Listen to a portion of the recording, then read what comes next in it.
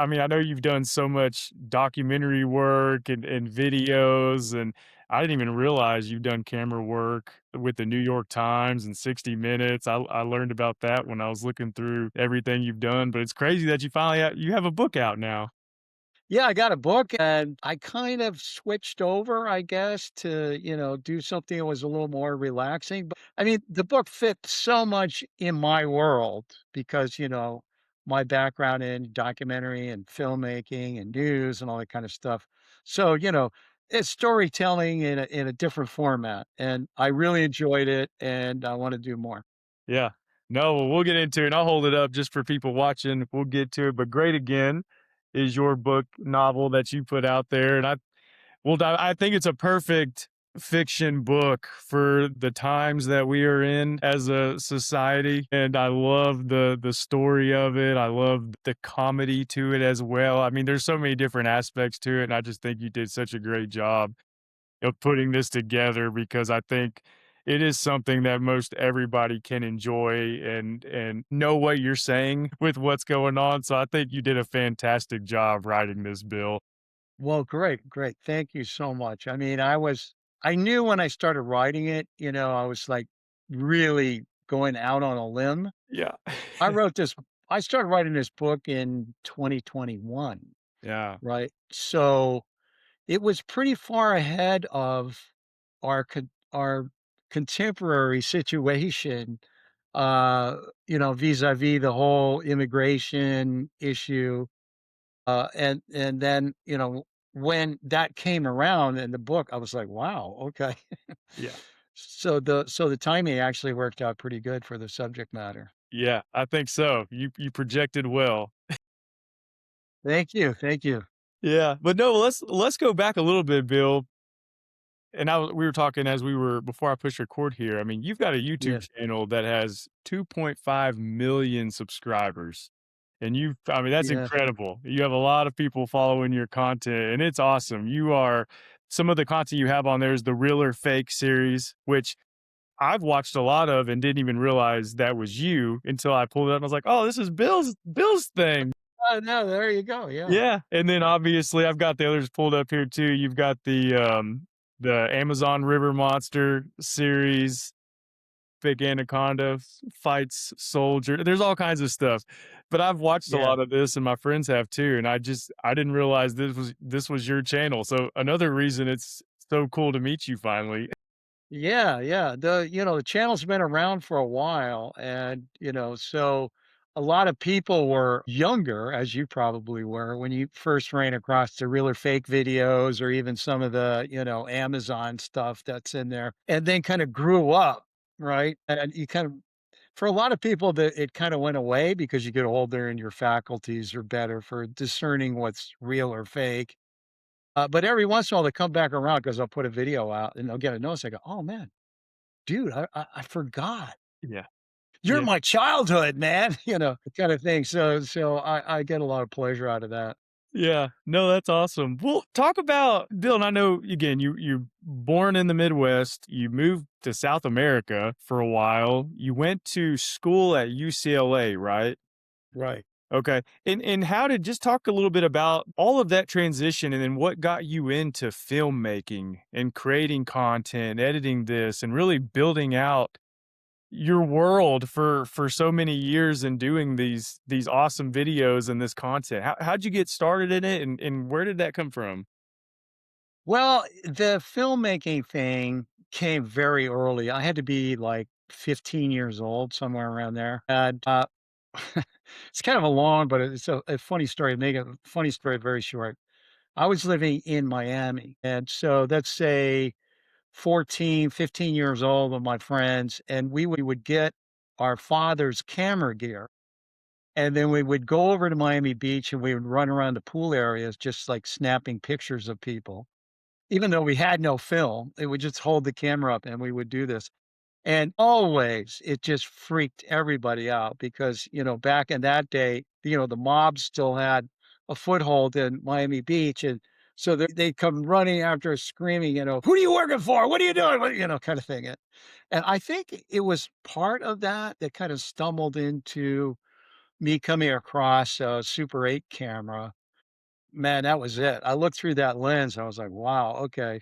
I love this," and as I had no training, I had no idea doing anything, but I was figuring it out. I would shoot it, I would get it developed, and then I would cut it, and I would scotch tape it together and try to, do so it was in my blood very, very early, right? So, let's say I played around with it there, and then there's this transition to Central America where I lived as a teen, and, I didn't have much focus on any filmmaking then because, I mean, culturally, I was just being bombarded by this new culture. Ended up graduating high school there, and after high school, returned to the United States, and then eventually ended up at UCLA because after I graduated, this whole filmmaking thing came back to me again, this need to go out and make something, and so UCLA was one of the best film schools to go to, so I really targeted that.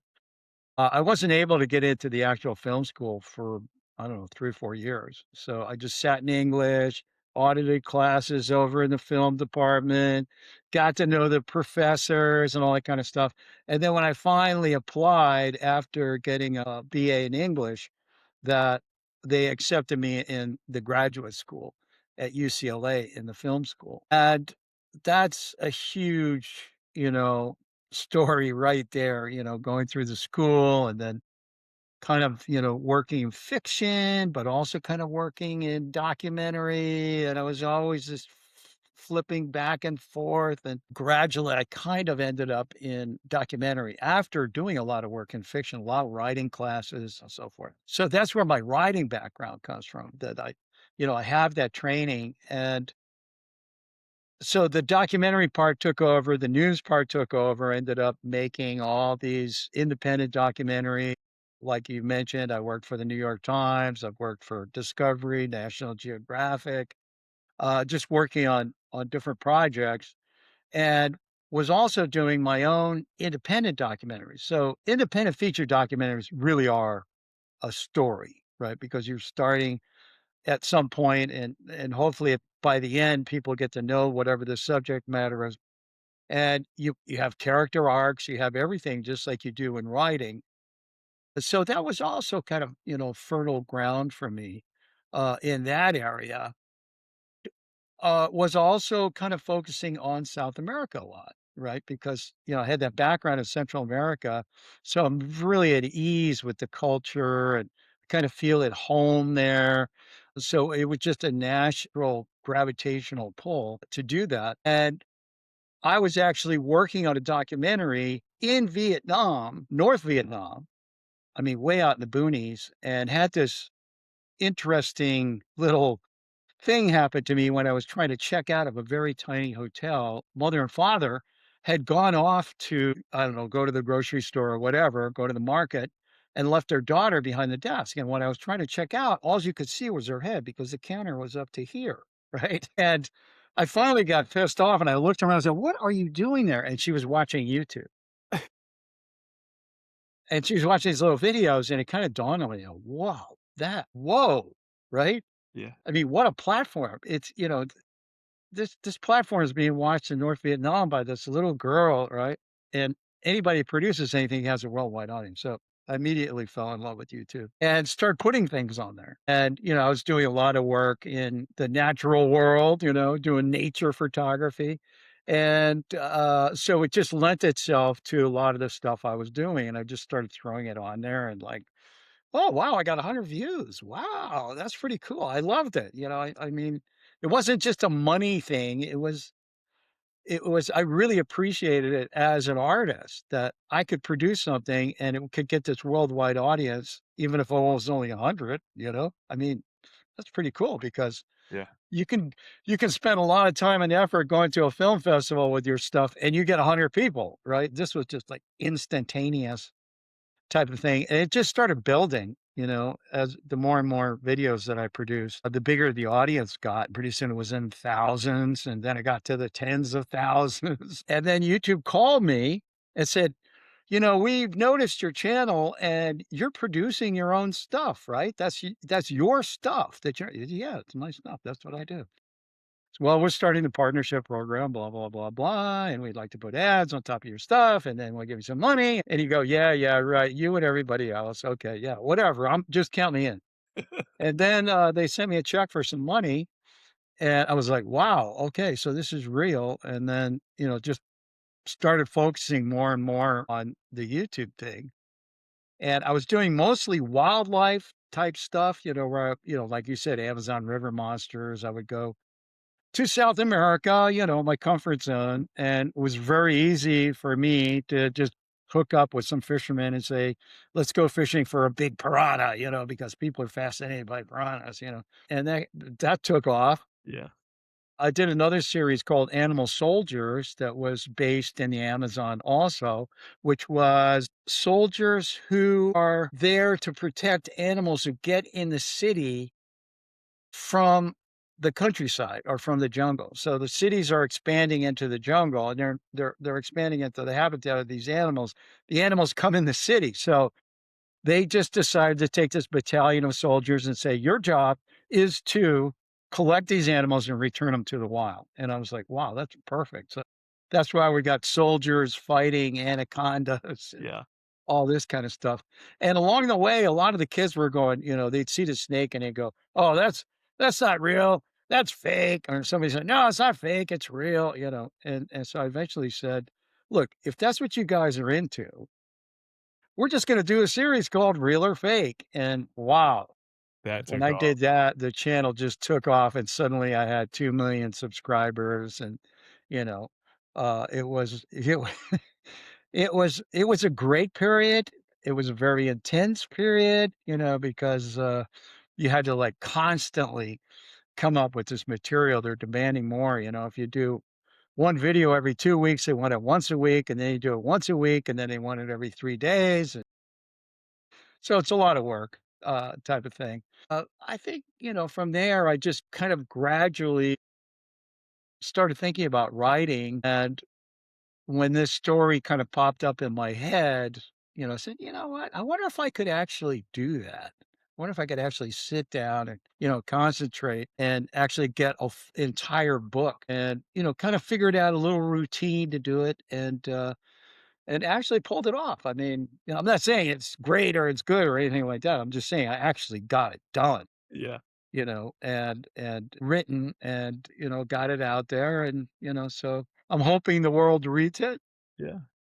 That's kinda No, where that I'm at. no, I love your story because I just find it fascinating when people do incredible things, just how most of the time, just how organic it happens. You see someone watching YouTube, "Okay, I'll make some videos," and then that takes off, and then you just kind of organically let people's interests kinda guide you on what you wanted to do, and it was your genuine interest already. You were just kind of tailoring it to what people were feeding off of, and I can only imagine the experiences you've been able to have and the people you've been able to meet and just all of the cool things you've been able to do. I'm sure that's such a rewarding part of it all.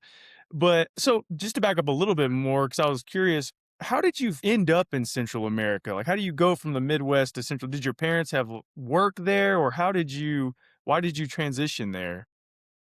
Yeah, that's kind of a funny story. So, I go from Missouri to Miami. That was my first move because my grandparents actually lived in Miami, and it was my mother's parents, and they were getting older, and she wanted to be closer to them, so we had to move to Miami, which was I don't know, I don't even think I was 9 years old, when I moved there. And then on my father's side, he was actually from New Orleans, and he spent a lot of time as a teenager, young man on these banana boats going back and forth to Central America, and he fell in love with Central America. Right? So, as he got older and started thinking about retiring, he goes, "You know what? I wanna move to Central America," right? So, I came along late in his life, so he was retiring when I was a teenager, and, he just came to me one day and said, "How would you feel about moving to Central America?" I go, "I don't know, sounds good to me." And, so that was it. We just, it was a crazy hop, Yeah. you know, Well, over and to Central imagine America. if you wouldn't have done that, just how different maybe your whole life could have been, because you wouldn't have had that Yeah. comfortability and knowledge of being there and then being able to incorporate all this. I mean, your book, your videos, I mean, that one decision had a massive ripple effect. Yeah, it did because I was at an age where I could pick up the language fairly quickly and had the friends and so forth to just become, my in my own way part of that culture, right? And, so I had a Spanish speaking Costa Rican girlfriend, fairly quickly and, introduced to her family and, I got to know a lot of people. And so by the time I left, you know, I think that the imprint on me was very strong, right? Because I had a it just became part of me. It was part of who I was now, because I think at that age, that influence on you is, profound. It gets into you. And so I think that's a really big part of my identity. It's kind of split because I don't have like an American father and a Latino mother. I mean, they were both Anglos, but I ended up in this culture where everybody around me was Latino, right? And so I had to become Latino in my own way in order to kind of fit in and, succeed there kind of thing. So that really impacted me. And then coming back to the United States was to to the United States it was kind of a culture shock in its own way because I was very used to this small country and the socioeconomic level was a lot further, where it was a lot lower. And when we came back to the United States, we drove. So we drove up all through Latin America, up through Nicaragua, El Salvador, Honduras, Guatemala, Mexico, and then hit Texas. And as soon as I hit Texas, it was like these huge cars and trucks. And I was like, whoa, kind of thing, and so I had that sort of cultural impact that I think a lot of immigrants have, as they come up. And that sort of led me to, I think, the sensitivity that I have towards these immigrants, which, play into the book, right? And I kind of see both sides. Right? Because the immigrants are portrayed well, I mean, now they're all criminals and rapists and killing all these people. But when you have a background of, personally knowing these people and personally knowing a lot of good people, a good Latino people, you feel really divided because, one part of your culture is going one way and then another part of you internally is going in a different direction. And so that kind of I think all that kind of set me up for the book, that let's have a confrontation between an immigrant and an American super MAGA guy, right? And then see what happens when they're face to face and they see each other more as human beings rather than caricature on the news. And so that's kind of what I was after with the story and just, started working with it. And as you said, it's got a lot of humor because there's a lot of, points when two cultures, slam into each other like that, you're gonna have a lot of these quirky moments, I think, lend itself to some humor. Yeah. That's how we got there. Yeah. Well, Bill, I think it'd make a great movie too if you ever decide to turn it into a film, because I think you could find some really great characters to do a really good job with this story. But I love, and you kind of dove into it, but I remember right when I opened your book, I saw the "We are more alike, my friends, than we are different" from Ralph Waldo Emerson. And I love that quote because I say it all the time. Kind of a funny story. I did a study abroad in Costa Rica to learn Spanish in college. So I got kind of introduced to a lot of that culture too. And I can't speak a lick of Spanish, but I did enjoy the culture. And I nowhere near spend as much time as you, but I remember in class watching videos specifically about the situations that people deal with down there. and their path to try and get into America and how dangerous it is and what they go through. And so similar to you, I've always had that sensitivity to it to where you are torn because you're around so many people that believe one thing, but you've experienced another with really great people. And so I'm right there. As you're speaking, I'm sitting there saying, like, yeah, I feel this. I got a little bit of background and understanding what that is. And I think that's why I like your book so much because it does give people maybe a little more insight to that. And we truly are so much more alike than we are different when you sit down and talk with somebody or have that conversation that's a little bit different than you. And that's really the whole kind of purpose behind books for guys too is, there's been a lot of books that I've read, whether it's about people or situations where I went into it thinking one way and then I came out seeing their side of it. And I'm like, wow, I understand that. Like, I actually agree with that point of view. And so it just opens up your mind in so many ways in a good way, I think. And so again, I think the way you wrote this book and just the theme of it all, I think it fits so well. And I hope a lot of people read it because while it's enjoyable too, there's a message there, and I think people can take away from it like, "Hey, we can all be a little nicer and we can be together in a way, it doesn't always have to be all this division that we see all the time." And so, I'm so glad you put this out there and took the time to sit down and focus and write it. Yeah, yeah, no, it was, I actually tested it out on a few people because I had this story in my head and I would kind of pitch it to people and see how they respond. And everybody seemed to respond really well. And I think that was kind of the thing. But let me backtrack. I want to tell you a funny little story, about this, we're more alike than we are different. Because in my job as a documentary filmmaker, I get assigned to go all these strange places and I actually developed techniques for overcoming a lot of these barriers and these prejudices that we build up, through media. However, you get these prejudices. And I remember one time I had an assignment. I had to go find. It was a photo of some, Hare Krishna type stuff going on in the 70s, and I had to go into a Muslim neighborhood of Mumbai. I always want to call it Mumbai in India. It was a difficult neighborhood to go into, and I had a fixer, a guy that helps you out, and he's like, "You sure you want to go to this neighborhood?" I said, "We have to." The guy with the pictures in the heart of it. And when we got into this house, you could just feel it. This is a Muslim neighborhood, Muslim guy, and when we walked into his house, you could just feel the hostility. But there was money to be made, so, we were talking kinda thing, and I could feel the hostility, and then I kind of this little thing I do, like, I'll fake like I got a text, right? And then I'll get really upset by the text. And the guy will be like, "Is everything okay?" Right? "Yeah, yeah, it's okay, it's okay." It's just like, Do you have a brother?" "Yeah, I got a brother." "Does your brother piss you off?" "Yeah, my brother pisses me off." My brother pisses me off so bad sometimes, I just wanna fricking, strangle him. I mean, how do you deal with it, right?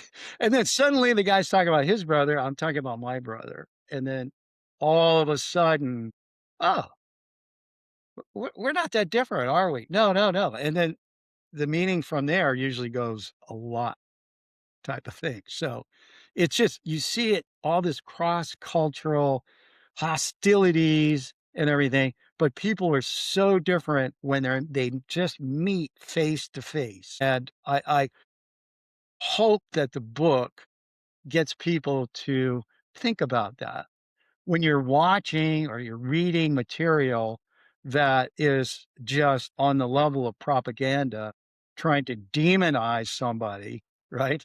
And building up those hostilities in you so that, if somebody came to your neighborhood, you think they're the enemy, but they're not, right? You have to kind of calm down and see that the humanness in this person and find out what their story is. And I think in the case of Great Again, that my experience working in Nicaragua and El Salvador during the war there, when the Sandinistas were fighting the Contras and when you had the FMLN in El Salvador, I was working for CBS News covering that, by that time. And that also gave me an insight, which a lot of people in this country don't know about. They don't know about that history. They don't know that our campaign against communism and stamp it out in Central America before it gets a foothold is at the root of a lot of this immigration, And so I think if you raise your awareness, you're going to go, "Oh, wow, I didn't realize that's what was going on." So that's where I hope the book does. That was my entire intention for writing it. Yeah. Well, I hate to use the word like everyone talks about being better educated and knowledge, and it's so true when you take the time to learn things and read things and not just take a clip or hear someone say something. I always love the quote too, like believe nothing of what you hear and only half of what you see because things can be taken out of context. Even me and you seeing the same thing, we can have a different way of processing it, which I find that extremely unique too. Actually, my wife and I will watch a show together and we'll take two totally different perspectives from it, which is again, it's fascinating. We'll talk about it. And I'm like, really, you thought that's what they were meaning there, and why did you think that? And so there's so much to that. Bill, have you done any sort of book tour to travel the country to talk more about this with people? Or where's been your best, I guess, foothold of influence on being able to share your thoughts and vision from your story? Have you been able to do that at universities, or do you have plans to do that? Well, it's a funny thing about me. Writing the book is a lot easier than getting out there and marketing the book for me. When I hit that, it's like hitting a wall because the amount of effort it takes to get out there and talk to the university and, "Hey, we bring me on, you always do this." I just like, I've got other stuff I want to write. I need, I need a publicity agent or I need Yeah. somebody We can do who can help. podcasts. We'll get the marketing out there for you. Yeah, yeah, I can do podcast, but yeah, it's not one of my strengths, and I haven't. I'll be honest, I haven't really done a lot Yeah. about it. I just went on and I've got a new book already, and I just focus my time on that and struggle with getting the books out there. But And it's hard work. I talk to people all the time with the marketing, the social media, which again, it's impressive with just how much content you have up. Because I used to see people making videos, and I'd be like, "Oh, it must be so much fun."